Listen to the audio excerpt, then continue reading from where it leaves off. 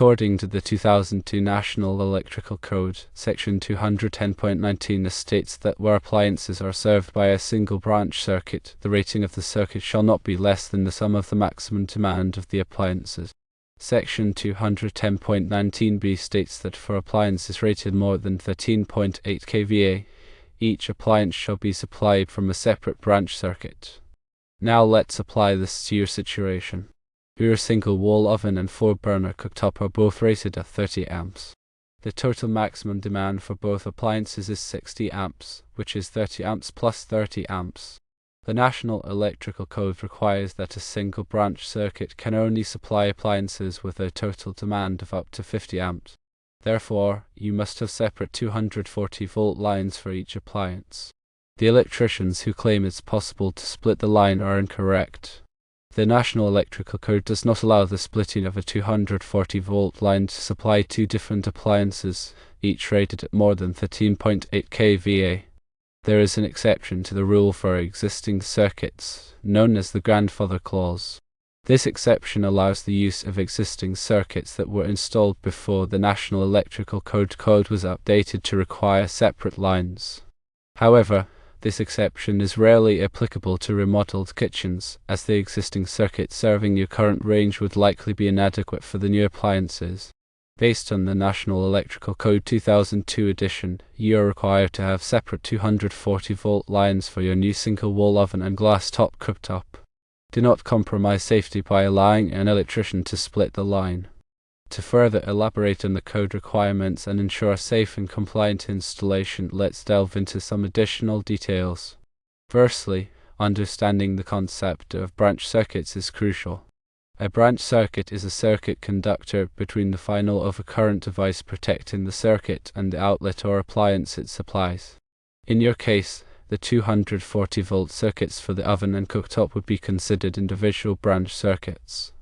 Secondly, the size of the conductors for these branch circuits must be adequate to carry the load. Table 310.16 of the National Electrical Code provides guidance on the allowable ampacities of insulated conductors. The electrician must select conductors that are rated for at least the maximum demand of the appliance they serve, and also consider factors such as ambient temperature and the number of conductors in a raceway or cable. Thirdly, the overcurrent protection for each branch circuit must be properly sized. This typically involves using a circuit breaker or fuses rated at the appropriate amperage. The overcurrent device protects the circuit from overloads and short circuits, preventing potential fire hazards. The rating of the overcurrent device should not exceed the ampacity of the conductors it protects, unless specifically permitted by the National Electrical Code. Fourthly, grounding is a critical safety requirement. The 240-volt circuits for the oven and cooktop must be properly grounded to provide a path for fault current to return to the source, tripping the overcurrent device and preventing electric shock. This typically involves connecting the equipment grounding conductor to the appliance's metal frame and to the grounding system of the electrical panel. Fifthly, the National Electrical Code also addresses the installation of electrical receptacles. The receptacles for the oven and cooktop must be of the correct type and rating for the voltage and amperage of the appliances. They must also be properly grounded and securely mounted. Sixthly, when installing new circuits in a remodeled kitchen, the electrician must comply with all applicable National Electrical Code requirements for wiring methods, such as the use of appropriate types of cable or conduit, proper support and securing of the wiring, and protection of the wiring from physical damage. Seventhly, it's important to note that local codes and regulations may also apply, in addition to the National Electrical Code. These local codes may have more stringent requirements than the National Electrical Code, so it's essential to check with the local building department or electrical inspector to ensure compliance. Eighthly, the electrician should perform a load calculation to determine the total electrical load of the kitchen and the entire house. This load calculation will help ensure that the electrical service and panel have sufficient capacity to handle the new appliances and other electrical loads. Ninthly, the electrician should provide you with a detailed wiring diagram showing the layout of the new circuits, the location of the receptacles, and the sizes of the conductors and overcurrent devices. This diagram will be helpful for future reference and troubleshooting. Tenthly, it is crucial that all electrical work be performed by a qualified and licensed electrician. A qualified electrician has the knowledge, skills, and experience to install electrical wiring safely and in compliance with the National Electrical Code and local codes. They will also be able to answer any questions you may have and provide you with advice on the best way to meet your electrical needs. Remember that electricity can be dangerous, and it's always best to err on the side of caution. If you're not comfortable working with electricity, leave it to the professionals. Furthermore, let's clarify some common misconceptions about electrical wiring and appliances. One common misconception is that you can simply replace an old appliance with a new one without considering the electrical requirements. However, modern appliances often have higher electrical demands than older appliances, so it's important to make sure that the existing wiring and electrical service are adequate. Another misconception is that you can save money by doing electrical work yourself. However, improper electrical work can be dangerous and can lead to fires, electric shock, and other hazards. It can also void your homeowner's insurance policy and result in fines from the local building department. Another point to consider is the potential for future upgrades or additions to your kitchen. If you're planning to add more appliances or remodel your kitchen again in the future, it's a good idea to install extra circuits and wiring now to avoid having to do it later. This will also increase the value of your home. Also, remember that the National Electrical Code is updated regularly to reflect new technologies and safety practices. It's important to make sure that your electrical work is done in accordance with the latest edition of the National Electrical Code.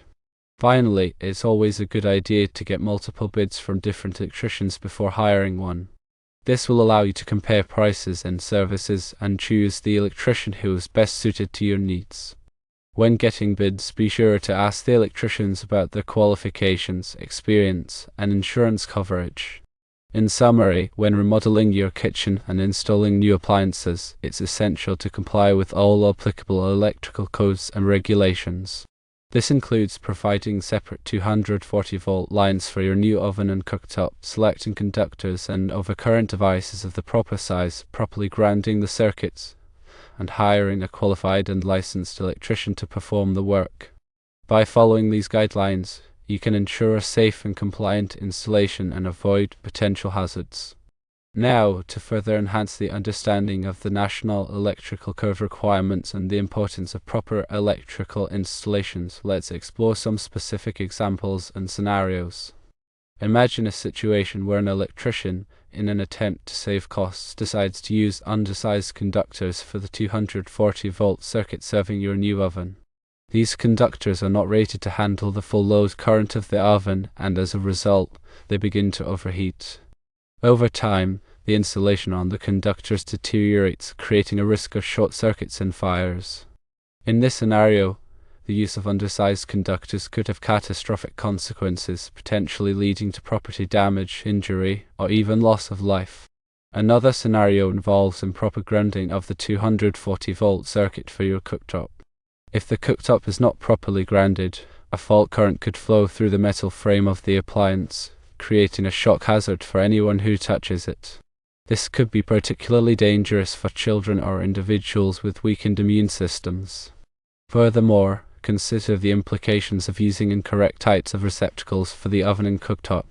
If the receptacles are not designed to handle the voltage and amperage of the appliances, they could overheat, melt, and potentially cause a fire. In addition to these specific examples, it's important to emphasize the broader implications of non-compliance with the electrical codes. Non-compliant electrical installations can create a range of safety hazards, including electric shock, fires, and equipment damage. They can also void your homeowner's insurance policy and make it difficult to sell your home in the future. Moreover, it's essential to understand that electrical codes are not arbitrary rules. They are developed by experts in the electrical industry and are based on years of research and experience. The purpose of electrical codes is to protect people and property from the hazards of electricity. By complying with electrical codes, you are helping to ensure the safety of yourself, your family, and your community. In conclusion, when it comes to electrical work, There is no substitute for knowledge, skill, and experience. It's always best to hire a qualified and licensed electrician to perform any electrical work in your home. A qualified electrician will have the expertise to ensure that the work is done safely and in compliance with all applicable codes and regulations. Remember, electricity is a powerful force that can be dangerous if not handled properly. Do not take risks with electricity. Always err on the side of caution and leave it to the professionals. I would like to take a moment to elaborate on the importance of arc fault circuit interrupters, often abbreviated as AFSIs, and ground fault circuit interrupters, often abbreviated as GFCIs, in modern electrical systems, particularly in areas like kitchens and bathrooms. While your original question focused on the need for separate 240-volt lines for your oven and cooktop, understanding the role of AFSIs and GFCIs is crucial for overall electrical safety in your home. Firstly, let's discuss AFSIs. An AFSI is a type of circuit breaker that is designed to detect arc faults, which are dangerous electrical conditions that can lead to fires. Arc faults occur when electricity jumps from one conductor to another, creating a spark or arc. These arcs can generate intense heat, which can ignite nearby flammable materials such as wood, paper, or fabric. AFSIs are designed to detect these arc faults and quickly shut off the power to the circuit, preventing a fire from starting. The National Electrical Code requires AFSIs in many areas of the home, including bedrooms, living rooms, and hallways. While the 2002 edition of the National Electrical Code may not have mandated AFSIs as extensively as more recent editions, it is highly recommended to consider installing them in your kitchen, especially if you are undertaking a remodeling project. Secondly, let's discuss GFCIs. A GFCI is a type of receptacle or circuit breaker that is designed to protect people from electric shock. GFCIs work by monitoring the current flowing through a circuit and detecting any imbalance between the hot and neutral conductors. This imbalance indicates that some of the current is leaking to ground, which could happen if someone were to touch a live wire or a faulty appliance. When a GFCI detects a ground fault, it quickly shuts off the power to the circuit, preventing an electric shock. The National Electrical Code requires GFCIs in areas where water is present, such as bathrooms, kitchens, and outdoor receptacles. In your kitchen, GFCIs are typically required for receptacles near sinks, dishwashers, and other water sources. It's important to note that AFSIs and GFCIs are different devices that provide different types of protection. AFSIs protect against fires caused by arc faults, while GFCIs protect against electric shock caused by ground faults. In some cases, it may be necessary to use both an AFSI and a GFCI on the same circuit to provide comprehensive protection. For example, you might use an AFSI circuit breaker to protect the entire kitchen circuit from arc faults and then use GFCI receptacles at the kitchen sink to protect against electric shock. When installing AFSIs and GFCIs, it's important to follow the manufacturer's instructions carefully. It's also a good idea to test these devices regularly to make sure they are working properly. You can test a GFCI by pressing the test button on the receptacle. This should trip the receptacle and cut off the power to the circuit. To reset the receptacle, simply press the reset button. In addition to AFSIs and GFCIs, there are other safety devices that can help protect your home from electrical hazards. These include surge protectors, which protect electronic equipment from voltage spikes, and smoke detectors, which provide early warning of a fire. When it comes to electrical safety, it's always best to be proactive. Take the time to learn about the different types of safety devices available and install them in your home to protect yourself and your family. In summary, while ensuring separate 240-volt lines for your oven and cooktop is crucial, remember to consider the broader electrical safety landscape. Incorporating AFSIs and GFCIs into your kitchen remodel will significantly enhance the safety of your electrical system and protect against both fire and electric shock hazards. Remember, electrical safety is not just about complying with codes, it's about protecting lives and property. I would also like to address some considerations related to energy efficiency in your kitchen remodel. While the primary focus of this discussion has been on electrical safety and code compliance, Incorporating energy-efficient appliances and practices can save you money on your utility bills and reduce your environmental impact. Firstly, consider the energy efficiency of your new oven and cooktop. Look for appliances that are ENERGY STAR certified. ENERGY STAR appliances meet strict energy efficiency guidelines set by the Environmental Protection Agency and can save you significant amounts of energy over their lifetime. When choosing an oven, look for features such as convection cooking, which can cook food faster and more evenly, and self-cleaning cycles, which can reduce the need for harsh chemicals. When choosing a cooktop, consider induction cooktops, which are more energy efficient than traditional electric cooktops because they heat the cookware directly rather than heating the cooktop surface. Secondly, consider the lighting in your kitchen. Replace incandescent light bulbs with light-emitting diode, often abbreviated as LED bulbs. LED bulbs use significantly less energy than incandescent bulbs and last much longer. Also, consider using under-cabinet lighting to provide task lighting for food preparation areas. This can reduce the need to use overhead lighting, which can consume more energy. Thirdly, consider the insulation in your kitchen. Proper insulation can help keep your kitchen warm in the winter and cool in the summer, reducing the need for heating and cooling. When remodeling your kitchen, consider adding insulation to the walls and ceiling. Fourthly, consider the windows in your kitchen.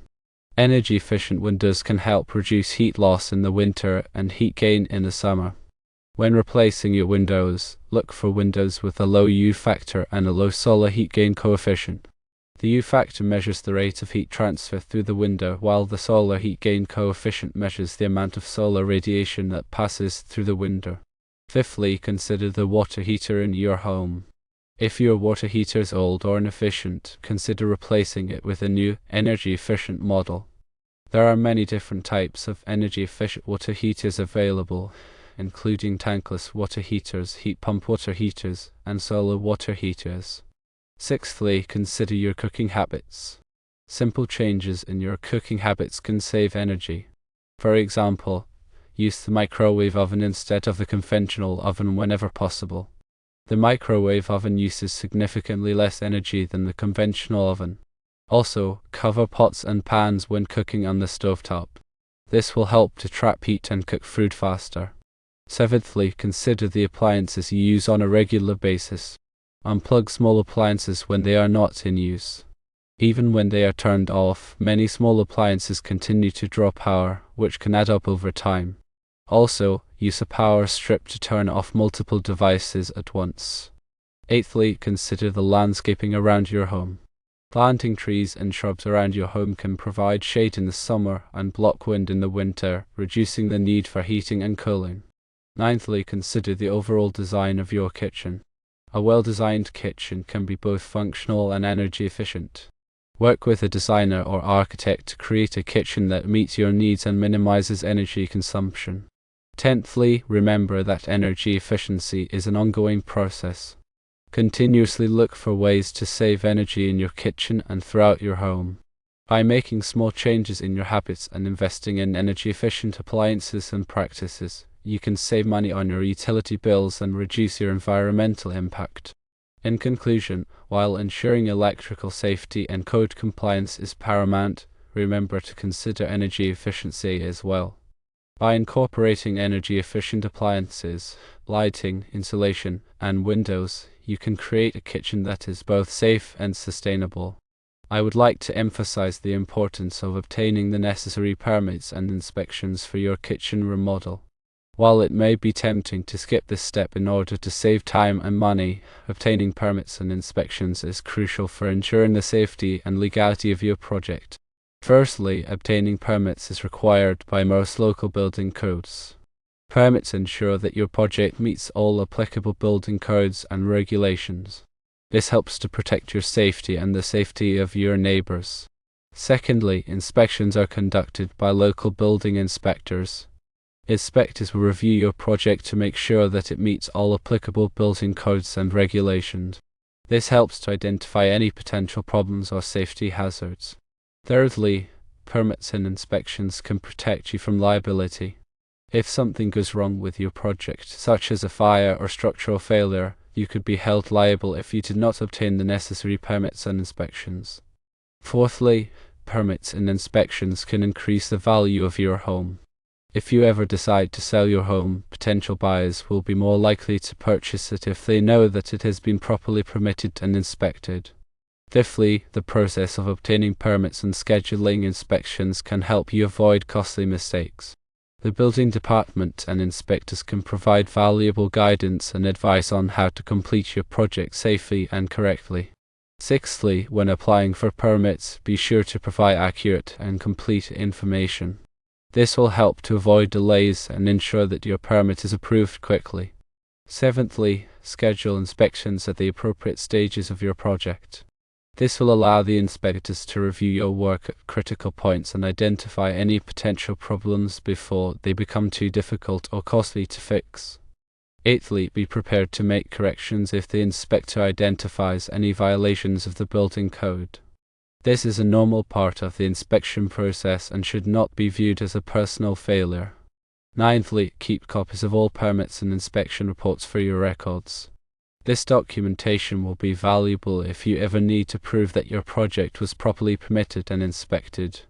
Tenthly, remember that the building department and inspectors are there to help you. They are a valuable resource that can help you complete your project safely and successfully. In conclusion, obtaining the necessary permits and inspections is an essential part of any kitchen remodel. While it may seem like a hassle, it is well worth the effort to ensure the safety, legality, and value of your project.